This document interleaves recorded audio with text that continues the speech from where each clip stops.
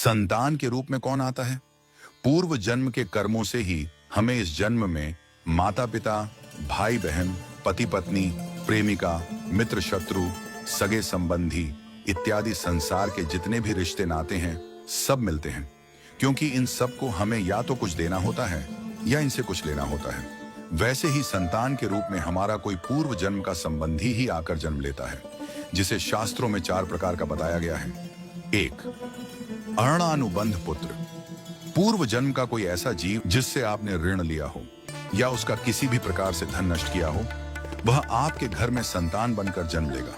वह अपना धन बीमारी में या व्यर्थ के कार्यों में तब तक नष्ट करेगा जब तक उसका पूरा हिसाब न हो जाए। 2. शत्रुपुत्र।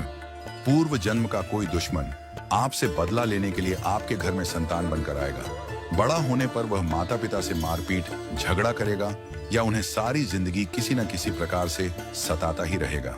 वह हमेशा कड़वा बोलकर उनकी बेइज्जती करेगा और उन्हें दुखी रखकर ही खुश होगा। 3. उदासीन पुत्र। इस प्रकार की संतान न तो माता पिता की सेवा करती है, न ही कोई सुख देती है। वह उन्हें उनके हाल पर मरने के लिए छोड़ देती है। विवाह होने पर यह माता पिता से अलग हो जाते हैं और उनकी चिंता नहीं करते। 4. सेवक पुत्र। पूर्व जन्म में यदि आपने किसी की खूब सेवा की है तो वह अपनी की हुई सेवा का ऋण उतारने के लिए आपकी सेवा करने के लिए पुत्र बनकर आता है। जो बोया है वही तो काटोगे।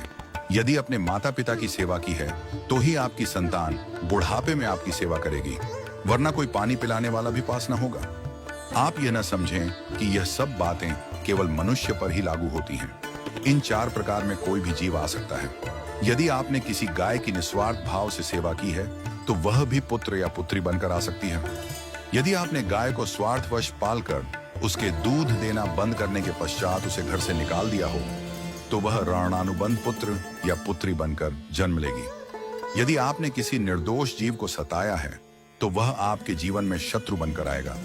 इसलिए जीवन में कभी किसी का बुरा न करें, क्योंकि प्रकृति का नियम है कि आप जो भी करोगे उसे वह आपको इस जन्म में या अगले जन्म में 100 गुना वापस करके देगी।